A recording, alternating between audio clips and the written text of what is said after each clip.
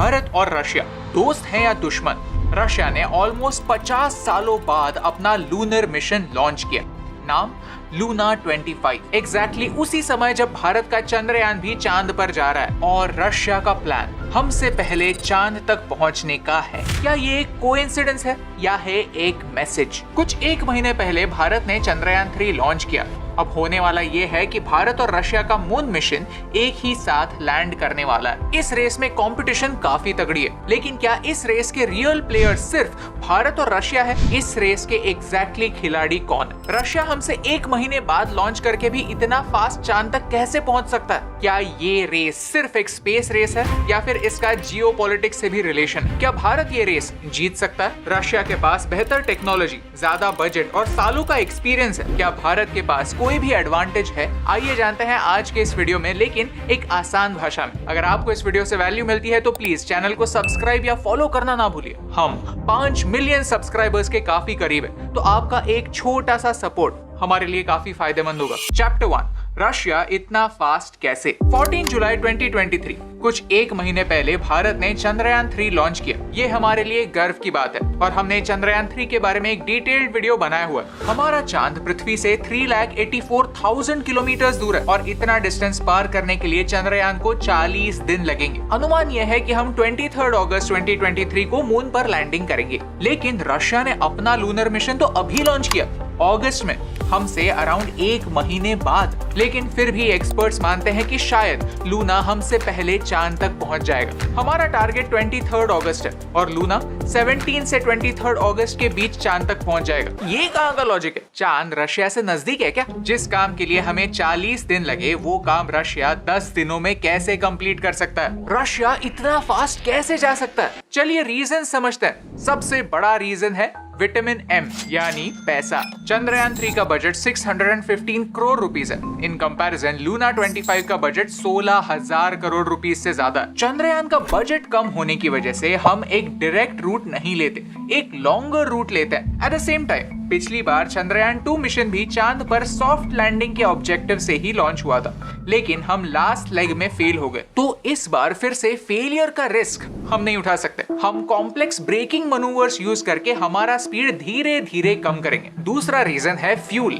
Russia का Soyuz rocket दुनिया के सबसे पावरफुल रॉकेट्स में से एक है, जिसकी कॉस्ट PSLV C3 से डबल है और इस रॉकेट ने आज तक हमसे कई ज्यादा सक्सेसफुल लॉन्चेस भी किए हुए हैं। एक्सपीरियंस, पावर और टेक्नोलॉजी के मामले में रशिया हमसे बहुत आगे। चांद तक पहुंचने के लिए लगने वाला थ्रस्ट रशियन रॉकेट खुद प्रोड्यूस कर सकता है, जहां हमें पृथ्वी की ग्रेविटी की मदद लेनी पड़ती है। जहां हमारा रूट कुछ ऐसा दिखता है, लूना का रूट कुछ ऐसा है। आप 1 सेकंड वीडियो को पॉज करके इन दोनों रूट्स को स्टडी कर सकते हैं। तीसरा रीजन है कि चंद्रयान 3 हैवी है। लिफ्ट ऑफ के समय लूना का मास 1750 किलोग्राम था, वेरास चंद्रयान उससे डबल से भी ज्यादा, यानी 3900 किलोग्राम का मास चांद तक पहुंचाने वाला है। चंद्रयान में लैंडर के साथ साथ रोवर भी है, जो चांद पर लैंड करने के बाद ज्यादा एरिया कवर कर सकता है। लेकिन लूना में सिर्फ लैंडर है, रोवर नहीं। हमारा मिशन सिर्फ 14 दिनों के लिए एक्टिव होगा और रशिया का पूरे 1 साल के लिए। ज्यादा पावर सप्लाई और बेहतर थर्मल कंट्रोल सिस्टम की वजह से ये पॉसिबल है। बेहतर टेक्नोलॉजी, ज्यादा पैसा और कम पेलोड,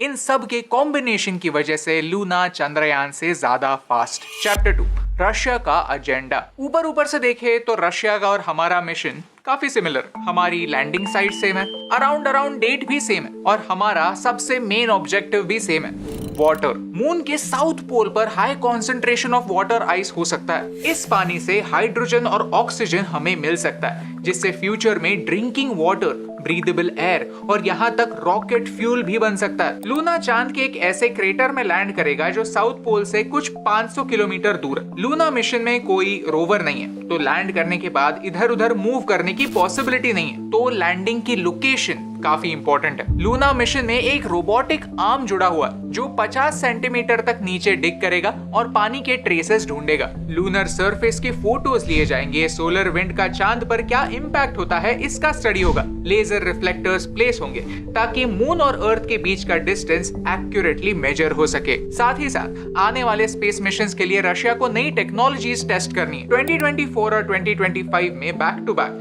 लूना 26 और लूना 27 भी लॉन्च होने जा रहे हैं। चाइना 2030 में चांद पर अपने एस्ट्रोनॉट्स भेजना चाहता है, जिसमें रशिया का ये डेटा काफी इंपॉर्टेंट प्रूव होगा। मून लैंडिंग में चाइना का ट्रैक रिकॉर्ड काफी बढ़िया है। 2013 और 2018 में चाइना ने सक्सेसफुली मून लैंडिंग किया था। जियोपॉलिटिक्स की बात करें तो चाइना और रशिया का सबसे बड़ा राइवल है अमेरिका। 1972 के बाद किसी भी देश ने चांद पर एस्ट्रोनॉट्स भेजने की कोशिश नहीं की, लेकिन अब अमेरिका एस्ट्रोनॉट्स भेजने वाला है और डेस्टिनेशन भी यही है, द साउथ पोल। यानी अगर चांद पर जाना है, इतना बड़ा रिस्क उठाना है, तो एक ही एरिया है जो इस मिशन के लायक है, the south pole of the moon. Russian scientist भी मानते हैं कि ये मिशन काफी रिस्की है, जिसमें सक्सेस के चांसेस सिर्फ 70% ही है। 16,000 करोड़ खर्च करके इतना बड़ा रिस्क लेना आसान बात नहीं है। Chapter 3 geopolitics. हर स्पेस रेस के रूट्स जियोपॉलिटिक्स में छुपे होते हैं। रशिया ने 47 इयर्स में कभी भी लूनर मिशन नहीं भेजा था, तो अभी क्यों? रीजन सिर्फ स्पेस नहीं, रीजन है एक मैसेज, एक ऐसा मैसेज जो रशिया पूरी दुनिया को देना चाहता है, स्पेशली अमेरिका को। अमेरिका आज सिर्फ और सिर्फ चाइना को अपना असली राइवल मानता है। 1990s में सोवियत यूनियन खत्म होने के बाद अमेरिका ने दुनिया की इकलौती सुपर पावर की पोजीशन कैप्चर की है, लेकिन आज का रशिया अमेरिका के लिए एक रिमाइंडर है कि आज से सिर्फ 30 साल पहले उन्होंने अमेरिका को एक कड़ी टक्कर दी थी। आज चाइना और रशिया मिलकर हर फील्ड में अमेरिका को मात दे सकते हैं। हिस्ट्री बुक्स में हमेशा अमेरिका को स्पेस का बादशाह माना जाता है, लेकिन रशिया ने स्पेस रेस की शुरुआत की। फिर वो स्पुतनिक यानी पहला स्पेस सैटेलाइट हो या यूरी गागरिन पहला कॉस्मोनॉट। आज रशिया यूक्रेन वॉर के थ्रू रशिया ने ये एस्टैब्लिश कर दिया है that they are still ambitious, और ये एम्बिशन सिर्फ अर्थ की टेरिटरी तक सीमित नहीं है। वो एक लूजर का टैग लेकर चुप नहीं बैठेंगे, फिर वो कोल्ड वॉर हो, जियोपॉलिटिक्स या हो स्पेस वॉर। रशिया आज भी उतना ही कॉम्पिटिटिव है जितना कोल्ड वॉर के दौरान हुआ करता था। इस बात का प्रूफ कुछ डिटेल्स में। पहले रशिया के रॉकेट्स कजाकिस्तान के बेस से लॉन्च होते थे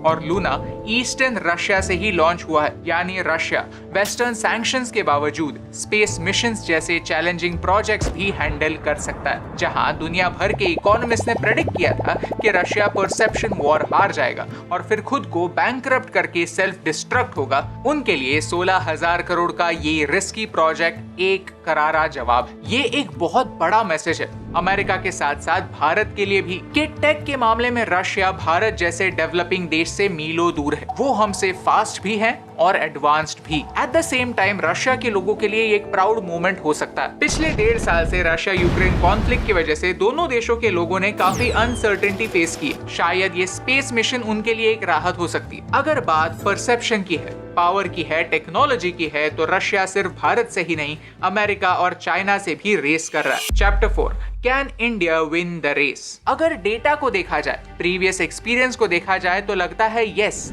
रशिया भारत से पहले चांद पर पहुंचेगा। लेकिन दुनिया भर के साइंटिस्ट कहते हैं कि रशिया के लिए बिना रोवर के एक ही जगह लैंड करके सिर्फ 50 सेंटीमीटर डिग करके पानी मिलना नेक्स्ट टू इम्पॉसिबल है और भारत को ये मिशन सक्सेसफुल करने के बेहतर चांसेस हैं। चंद्रयान 2 के फेलियर के बाद हमने बहुत कुछ सीखा है। इसरो के चीफ एस सोमनाथ कहते हैं कि इस बार अगर सेंसर्स फेल हुए, इंजन भी फेल हुआ, फिर भी हम सेफली टच डाउन कर पाएंगे। अगर बात सिर्फ नेशनल प्राइड की होती तो चंद्रयान 2 के बाद 6 महीने में ही हम अगला मिशन लॉन्च कर सकते थे, लेकिन हमने वेट किया, हमारे एल्गोरिथम्स में सुधार लाए और अब 2023 में लॉन्च किया, जब हमारे साइंटिस्ट पूरी तरह से तैयार थे। ये इस बात का प्रूफ है कि भारत किसी भी रेस में इंटरेस्टेड नहीं है। क्या भारत स्पेस रेस जीत सकता? इस बात का जवाब इस बात पर डिपेंड करता है कि हम फिनिशिंग लाइन कहां ड्रॉ करते हैं, कौन से अचीवमेंट्स को रियल अचीवमेंट्स मानते हैं। सिर्फ पहले पहुंचना यानी रेस जीतना है तो फिर रेस कब की खत्म हो गई है, क्योंकि अमेरिका तो 50 साल पहले ही चांद पर पहुंच गया,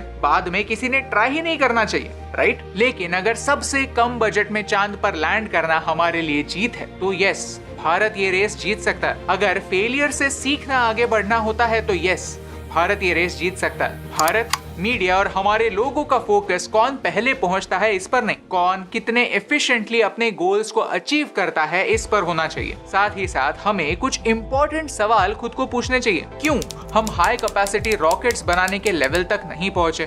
क्यों हम हमेशा slow and steady wins the race कहते रहते हैं? क्यों हमारे R&D के लिए अभी भी सफिशिएंट बजट एलोकेट नहीं होता? क्यों हम इस $1 बिलियन इंडस्ट्री में एक छोटे प्लेयर बने बैठे हैं? भारत के लीडर्स को, लॉ मेकर्स को इन मुद्दों पर गौर करने की जरूरत है, क्योंकि स्पेस एक स्प्रिंट नहीं, एक मैराथन रेस है, जहां हमारा कंपटीशन किसी और से नहीं खुद से होता है। खुद को चैलेंज करना, खुद के लिए नए गोल सेट करना और उन्हें अचीव करना, यही रेस जीतना होता है। और यही इंपॉर्टेंट बात, आप तक पहुंचाने से मुझे फर्क पड़ता है।